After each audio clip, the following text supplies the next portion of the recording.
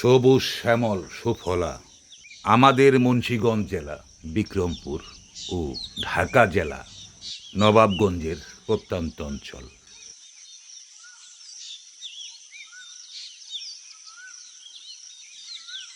আমাদের দেশে প্রতি 2 মাস অন্তর অন্তর ঋতুর পরিবর্তন ঘটে।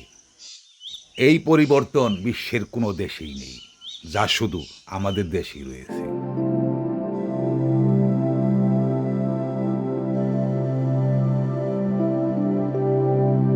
এখন গ্রীষ্মকাল সময়। বৈশাখ এবং জ্যৈষ্ঠ মাস হচ্ছে গ্রীষ্মকাল।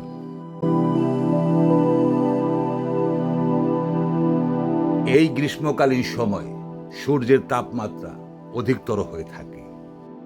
একদিকে দাবদাহ, অপরদিকে ভ্যাপসা গরম।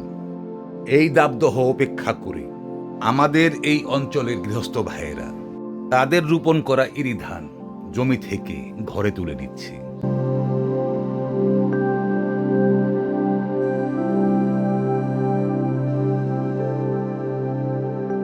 এই গ্রীষ্ম ঋতুকে আম কাঁঠালের মৌসুম বলা হয়।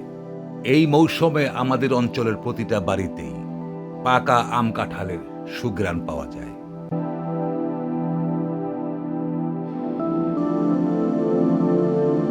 বৈশাখের শেষে জ্যৈষ্ঠ মাসের শুরুতে প্রচণ্ড ভ্যাপসা গরম থাকে। এই সময় বিনা কারণে কেউ ঘর থেকে একেবারে বের হয় না। জ্যৈষ্ঠের এই তীব্র গরমের হাত থেকে কিছুটা প্রশান্তি পেতে আমাদের এই অঞ্চলের মানুষ বিভিন্ন গাছের ছায়াতলে আশ্রয় নিয়ে গ্রীষ্মের এই দুপুরে সময় কাটায়। এই বৈশাখ জ্যৈষ্ঠ মাসে শুধু দাবদাহই নয়, এই মাসে থেমে থেমে ভয়াল কালবৈশাখী ঝড় হানা দেয়।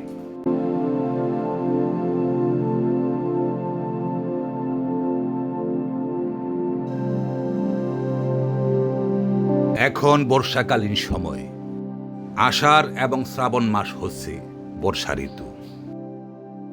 এই বর্ষা মৌসুমে প্রচণ্ড ভারী বৃষ্টিপাত হয়ে থাকে। কোনো কোনো সময় এই মৌসুমে টানা 2-3 দিন ভারী বৃষ্টি বর্ষণ হয়ে থাকে। এই ভারী বৃষ্টির ফলে কোনো কোনো স্থানে বৃষ্টির পানি জমে জলাবদ্ধতার সৃষ্টি হয়।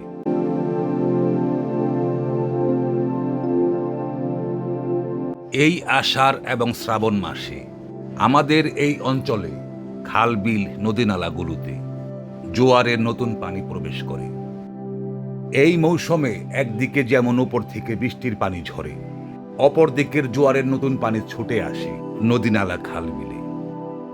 বৃষ্টি এবং জোয়ারের পানি একাকার হয়ে ভরে পরিপূর্ণ হয়ে যায় আমাদের এই অঞ্চলের খাল, বিল, নদী নালাগুলো।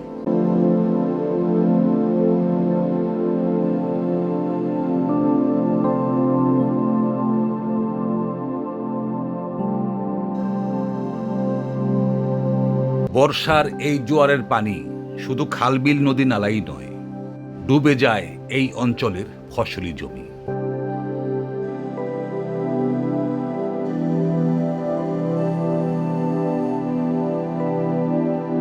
এই জোয়ারের পানিতে ভেসে আসে ছোট বড় বিভিন্ন দেশীয় প্রজাতির মাছ।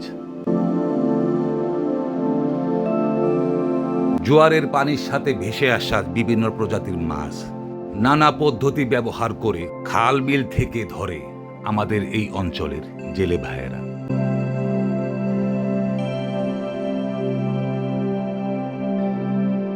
নদীতে নতুন পানি পেয়ে খুশিতে আত্মহারা গ্রামের ছোট ছোট কিশোরের দল।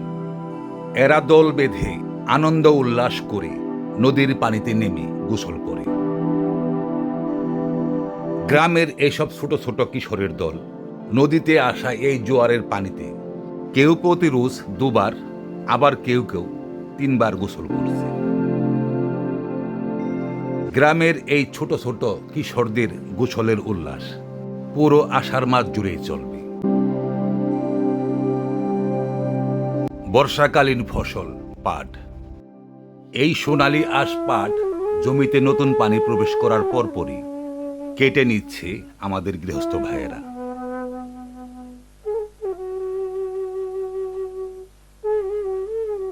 এই সোনালী আঁশ পাট এক সময় আমাদের এই অঞ্চলে প্রচুর চাষ করা হতো। সে সময় এই সোনালী আঁশ পাট দেশের বাহিরে রপ্তানি করা হতো বলে খুব কদর ছিল এই সোনালী আঁশ পাটের।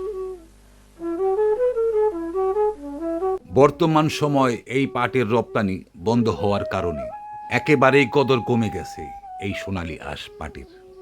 তাই আমাদের এই অঞ্চল থেকে এই পাট চাষ একেবারেই বিলুপ্ত হয়ে গেছে।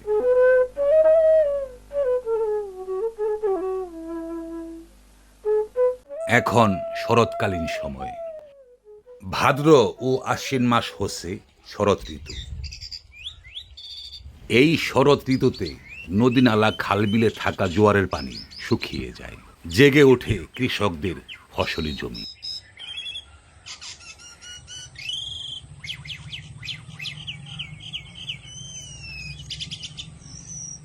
আমাদের এই অঞ্চলের কৃষক ভাইয়েরা তাদের জেগে ওঠা ফসলি জমি পরিষ্কার পরিচ্ছন্ন করে নতুনভাবে শীতকালীন ফসল রোপণের জন্য প্রস্তুত করে নিচ্ছে।